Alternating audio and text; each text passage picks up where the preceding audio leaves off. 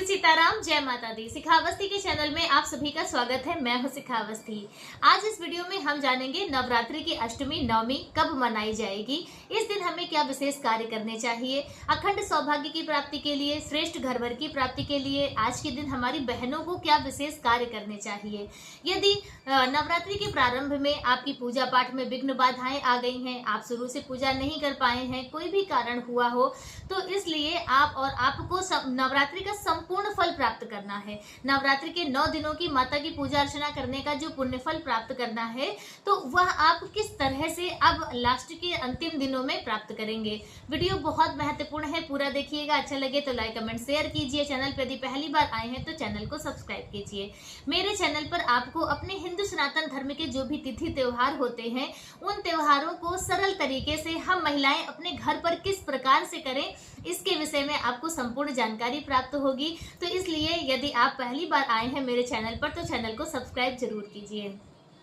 देखिए, जो नवरात्रि की अष्टमी तिथि होती है वह महाअष्टमी या दुर्गा अष्टमी के नाम से जानी जाती है। बहुत से लोग अष्टमी तिथि को ही हवन करते हैं और कन्या पूजन करके अपना जो व्रत है, अपना जो अनुष्ठान है वह पूर्ण करते हैं। तो इसलिए अष्टमी तिथि का शुभ मुहूर्त जानना बहुत ही ज्यादा आवश्यक है। तो देखिए, इस बार जो नवरात्रि है वह 10 दिनों के हैं। वैसे तो जैसे 22 तारीख से नवरात्रि प्रारंभ हुए थे तो 29 तारीख को हमारी दुर्गाष्टमी होती, लेकिन तृतीया तिथि की वृद्धि के कारण इस बार जो नवरात्रि की महाअष्टमी है वह 30 सितंबर को मनाई जाएगी। अष्टमी तिथि प्रारंभ हो जाएगी 29 सितंबर की शाम को 4:32 पर, लेकिन उदय तिथि का मान रखते हुए नवरात्रि की दुर्गा अष्टमी 30 सितंबर 2025 दिन मंगलवार को मनाई जाएगी। इस दिन माता भगवती के माता महागौरी स्वरूप की पूजा अर्चना होती है। मान्यता है कि जब माता पार्वती ने अब भगवान भोलेनाथ को अपने पति स्वरूप प्राप्त करने के लिए कठोर तप किया, तो उस तप में माँ भगवती बिल्कुल झुलस गई थी। उनका जो उनका शरीर है वो बिल्कुल काला पड़ गया था। तो उनकी तपस्या जब पूर्ण हुई, बाबा भोलेनाथ ने उन्हें अपनी अर्धांगिनी बनाना स्वीकार किया, उन्हें आशीर्वाद दिया।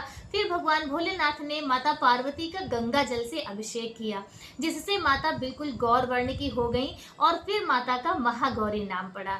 आज के दिन जो भी सुहागन स्त्रियां मां भगवती को सौभाग्य की वस्तुएं अर्पित करती हैं, तो उन्हें अखंड सौभाग्यवती होने का आशीर्वाद प्राप्त होता है और आपके जीवन में, आपके जो वैवाहिक जीवन में सुख और समृद्धि आती है। आपका जो वैवाहिक संबंध है वह मजबूत होता है।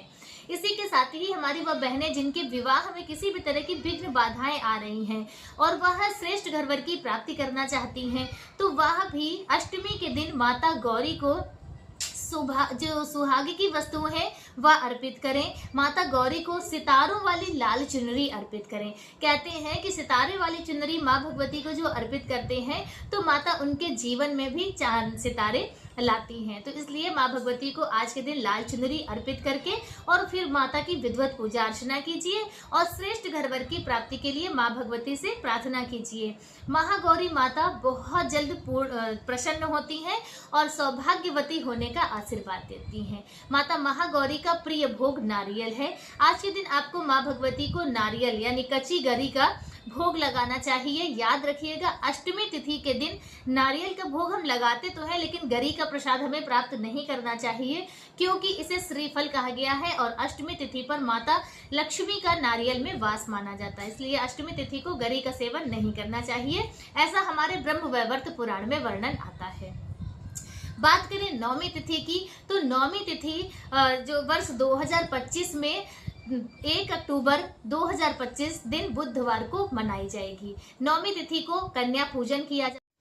तो चलिए अब यह भी हम जान लेते हैं कि यदि आप व्रत नहीं करते हैं पूरे 9 दिनों का और आप संपूर्ण 9 दिनों का व्रत का पुण्यफल प्राप्त करना चाहते हैं, तो उस स्थिति में आपको क्या करना चाहिए। या प्रारंभ की पूजा में आपके नियमों में कुछ विघ्न बाधाएं आ गई हैं और आप संपूर्ण पुण्यफल प्राप्त करना चाहते हैं, तो आपको क्या करना चाहिए। देखिए, देवी भागवत में ऐसा वर्णन आता है कि यदि नवरात्रि के नियमों का पालन आप नवरात्रि के अंतिम 3 तिथियों में करते हैं, अंतिम 3 तिथियां है सप्तमी, अष्टमी और नवमी, इन 3 तिथियों में यदि आप नियम पूर्वक नवरात्रि के व्रत का पालन करते हैं तो आपको संपूर्ण नवरात्रि व्रत करने का पुण्यफल प्राप्त होता है।